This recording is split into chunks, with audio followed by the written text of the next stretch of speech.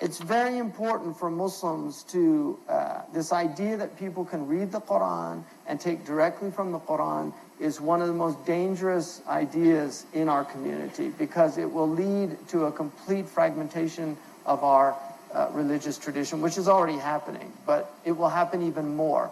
If you go to America, there are so many different denominations.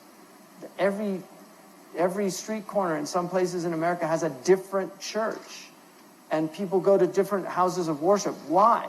Because they all interpret the Bible differently. So the Baptists interpret it differently from the Methodists, and the Methodists from the Episcopalians, and the Episcopalians from the Anabaptists, and the Anabaptists from the Pentecostals, and the Pentecostals from the Holy Rollers, and on and on and on. And there's some, and then you have the little funny ones where there's a preacher and his family, because he's the only one on the planet that really understands the Bible. I mean, you really literally have churches like that. And this is what happens when you allow a complete lack of regulation of sacred scripture. And so what this tradition is really about is maintaining a type of regulatory mechanism on sacred scripture, so that not everybody can say what they think it means. You have to be qualified to do that, and that qualification takes many years of rigorous training that also has to be accentuated by a brilliance.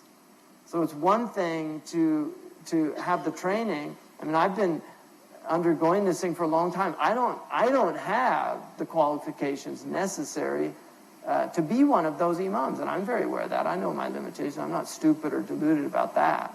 I mean, there are people that think they can do that, but it's not like that. And if you spend any time with somebody like Shaykh Abdullah bin Bayya, you will know how far you are from just what the necessary prerequisites are. And academic scholarship is very different from classical Islamic scholarship. I mean, the idea of a Western academic having knowledge of no. I mean, just knowing the 10 qira'at was a sine qua non.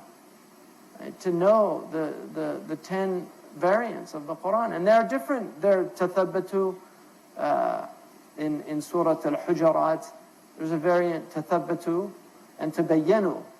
It's written exactly the same way without the dots, but there are two qira'at. One is tathabbatu and one is tabayyanu, and they mean different things. And there's a reason why they mean something different.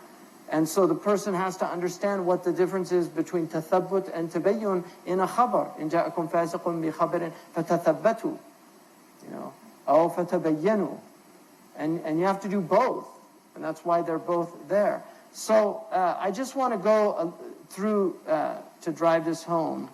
I know I'm belaboring it now, but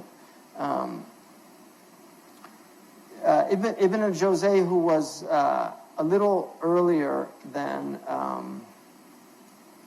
but not much. He was a generation and a half earlier than Sidi al-Mawaq, and Sidi al-Mawaq would have studied him and certainly been a master of the issues. But one of the things he says is that, you know, the ulum of Quran that are contained in the Quran and also that need to be known for the Quran, he said